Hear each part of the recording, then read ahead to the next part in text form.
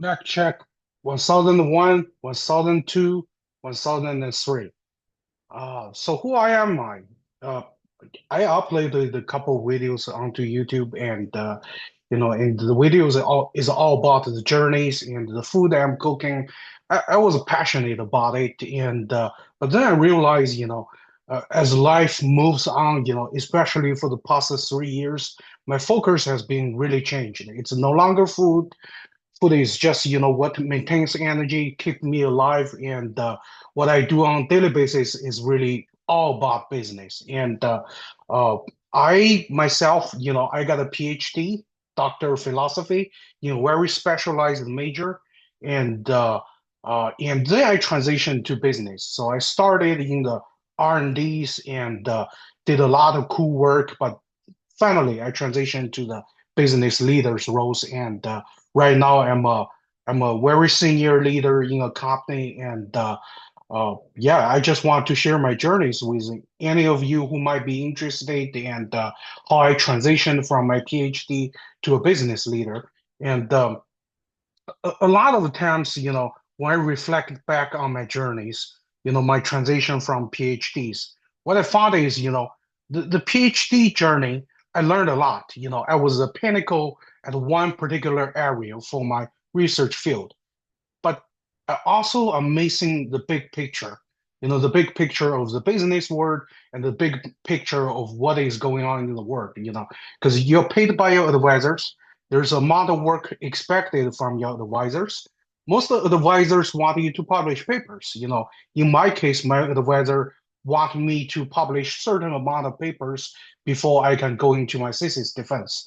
So all I cared about was the scientific papers and how high, what kind of impact the journal, I can publish my paper in.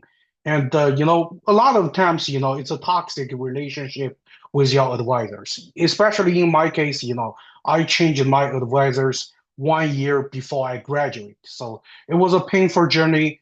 And once you finish your PhD, you feel like, okay, I'm going to embark onto new journeys. But if you want to be successful in the industry, you need to really to have a new mindset and the new approach of doing things. That's what I want to share today. Three key things I learned are very important. Looking at my journeys and also the people around me who has been successful, who has not been successful, really give me these three ideas I think you need to have, to make you successful.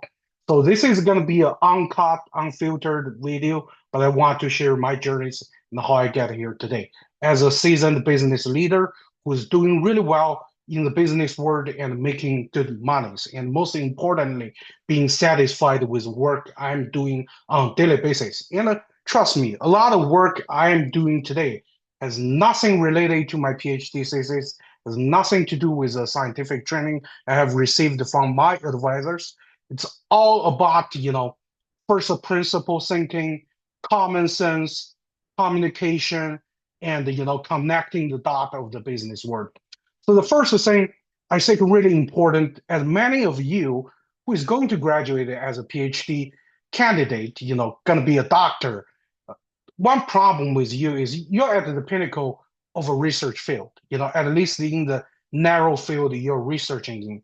And a lot of times the relationship between you and your advisor is not a healthy relationship. You're not really co-workers, but rather a boss and someone who report to the boss.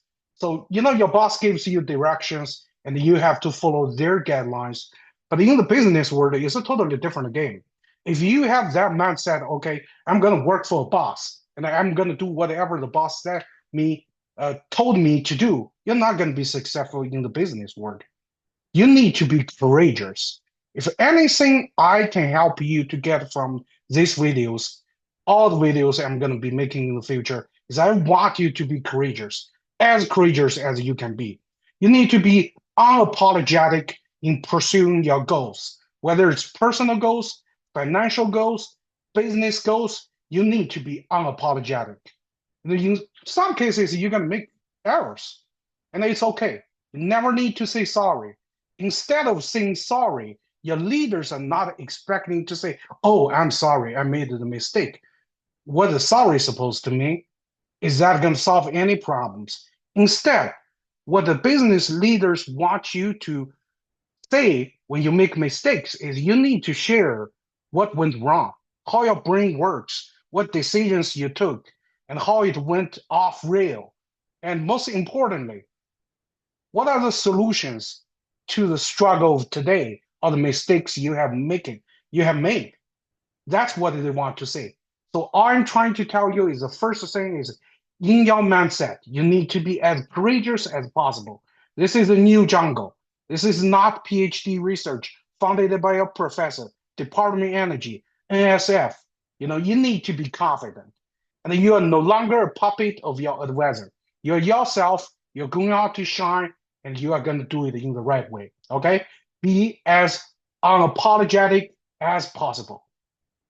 And also bear in mind, a lot of the solutions of the business world does not need rocket science. It's very simple math, and sometimes are stupid. You need to be simple and stupid, in a way that is everybody can understand what you're trying to communicate. Imagine that if you're going to present a business case for some of the work.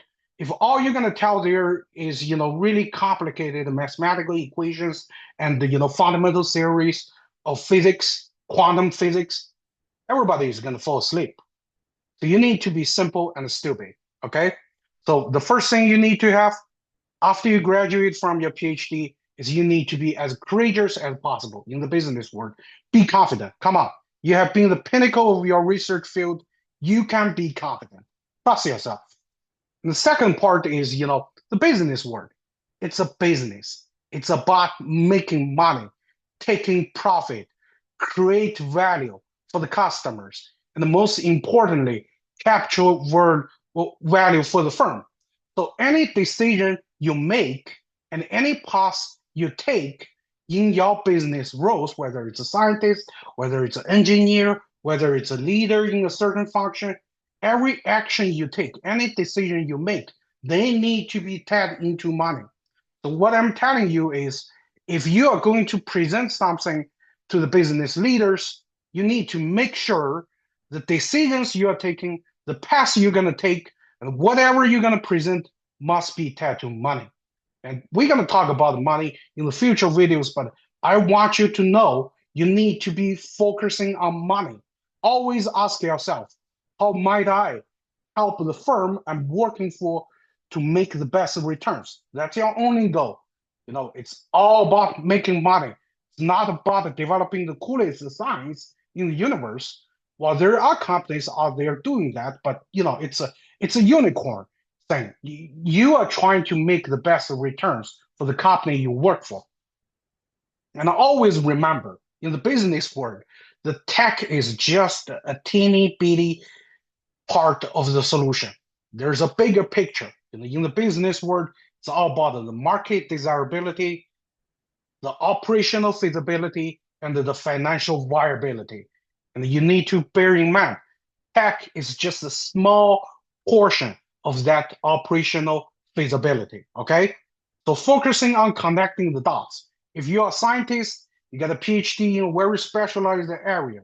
Your goal is use your knowledge and use common sense, stupid and simple common sense to connecting the dot between the market, the operation, and most importantly, financial viability. How are we going to make money? That's all you need to think about if you're working in the industry. And the third part is as much as you could imagine, a lot of company fails. The big business firm, they fail, and sometimes they have huge errors. It's not about, they didn't develop a sophisticated enough mathematical formula to describe, a certain process. It's not like that. A lot of big business, they fail because of the lack of communication and the lack of clarity. You need to remember, apart from your job, using your specialized knowledge and be courageous about, doing your part of work. And another expectation for the business is you're paid to communicate with your teammates. Okay, it takes a team to be successful.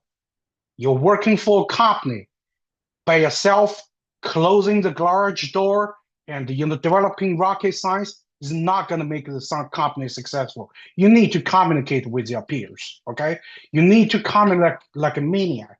You need to double check. You need to triple check on the communications. If your colleague give you information, you need to reiterate that information and make sure everything you get is correct.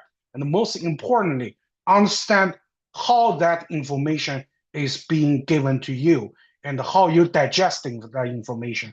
And a lot of the times when you propose something, and if this, and even if your teammates agrees upon it, you need silence.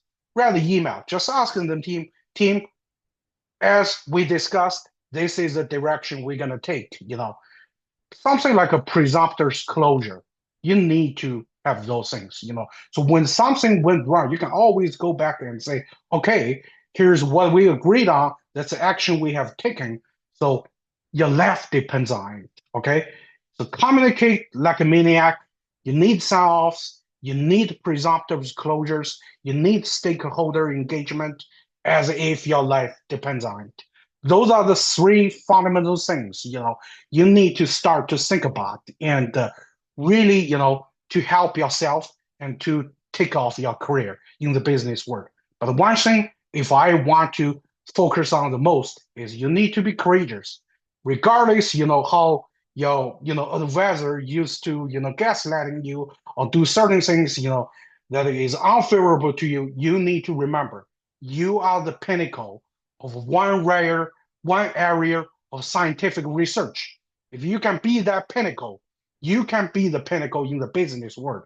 All you need is be unapologetically courageous in your goals, in whatever you pursue.